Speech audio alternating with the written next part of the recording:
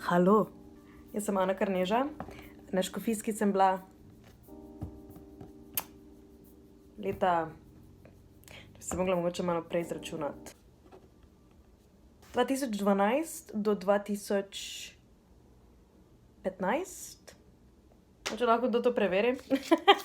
Trenutno študiram na Juilliardu, na igralski šoli v New Yorku. Predtem pa sem študirala marsikaj na univerzi NYU Abu Dhabi v Abu Dhabiju. Tako da sem po svoji srednji šoli imela kar razgibano in pestro življenje. Nekako si ne bi niti takrat predstavljala, da me bo pot ponesla v te smeri. Spomini. Večinoma mojih spominov je iz nekih lumparij, iz dijaškega doma ali pa šole. Se spomnim mojih sošolcev in naših odnosov in kako smo se fajn imeli, teh naših izletov na koncu leta, plazanje po Kalvariji. Se spomnim, da sem z mojim sošolcem Tinetom, smo marsikdaj prepevala po hodnikih, on je igral na kitaro, jaz sem pela zraven.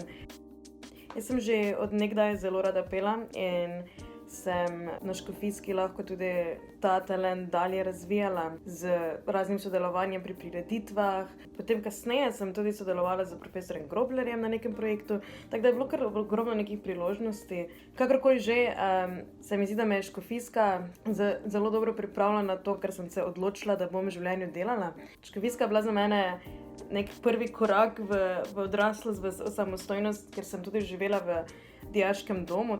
Ko zdaj gledam nazaj, se mi zdi, da je sam ta korak v dijaški dom pa Škofijsko skupaj, da sem nekako zaživela to samostojno življenje in spoznala neki svoj krog ljudi, ki mi je ustrezal, in na splošno znotraj Škofijske se mi zdi, da sem lahko na teh medsebojnih odnosih res nadgradila, kar mi je potem v življenju še zelo koristilo.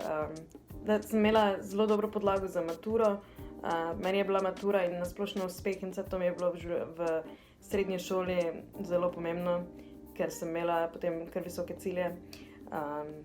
Niti ne tako visoke, kot so se uresničile, samo sem nekako vedela, da moram imeti dobre ocene, in mi je na koncu tudi uspelo zlato maturo dobiti s pomočjo vseh profesorjev, vseh teh dodatnih nalog, res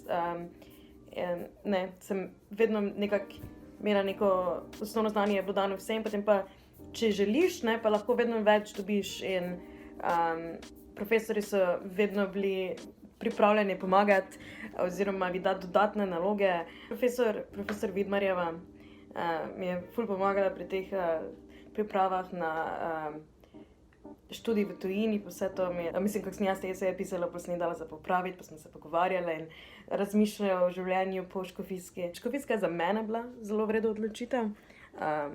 Veliko sreče in zdravja in srednješolskih uspehov vam želim.